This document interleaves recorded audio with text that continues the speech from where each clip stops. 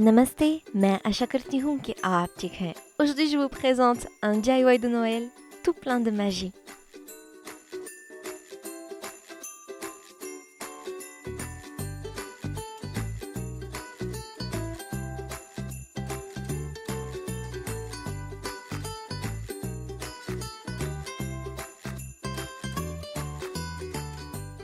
Donc pour cela, vous avez besoin d'une feuille de papier, d'un contenant en verre, plusieurs dessins, d'une paire de ciseaux, d'un crayon, ainsi que d'une règle, d'un cutter, de scotch de couleur, ainsi que de paillettes. Mais ceux-là ne sont absolument pas obligatoires. Donc pour commencer, vous découpez le contour de vos petits personnages.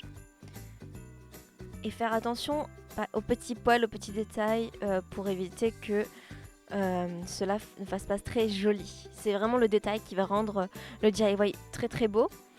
Si vous êtes plus à l'aise de le faire avec un cutter, faites-le avec un cutter. C'est même conseillé, sauf que mon cutter ne coupait pas très bien, donc du coup je l'ai fait avec des ciseaux. Bien sûr, vous pouvez utiliser pas que des animaux, mais également par exemple l'ombre du Père Noël.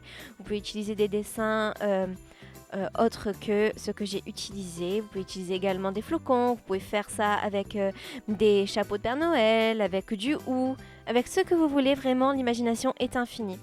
Ce DIY, je l'ai fait parce que j'ai trouvé un photophore comme ça, j'avais adoré et je l'ai trouvé chez Maison du Monde, mais je l'ai trouvé ultra cher pour ce que c'était et du coup j'ai décidé de le faire moi-même et en plus de cela, j'ai pu le personnaliser à mon goût. Désolée si je parle beaucoup, mais j'avais vraiment envie de bien vous expliquer l'histoire. Maintenant que j'ai terminé de faire le contour, je viens faire les petits détails que je dois absolument faire au cutter. Mais bon, vu que mon cutter ne marchait pas, j'ai dû le faire avec des ciseaux et trouver une solution. Mais vraiment, c'est beaucoup plus conseillé de le faire avec un cutter.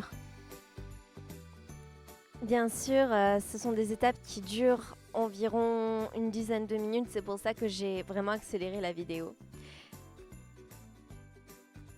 Maintenant que j'ai terminé de découper le contour de mes animaux, je viens y mettre de la colle pour pouvoir le coller au photophore.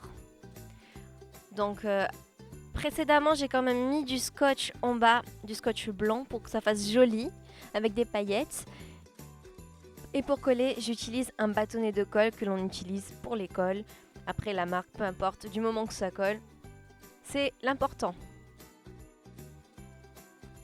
Et bien sûr, cette étape n'est pas obligatoire, mais moi je viens y mettre des paillettes. Mais bien sûr, j'ai remarqué après la vidéo qu'il aurait été beaucoup plus judicieux que je le fasse avant de le coller au photophore parce que là, vraiment, c'est la galère et en plus, j'en mets de partout.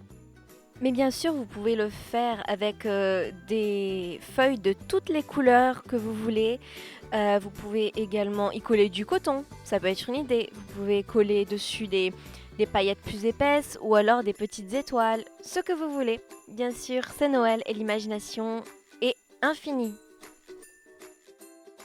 Ce que je vous conseille de faire pour enlever l'excédent de colle qu'il y a autour du dessin, c'est de le faire avec une lingette démaquillante pour éviter d'altérer le dessin. Et bien sûr, cette étape-là, je l'ai fait hors caméra.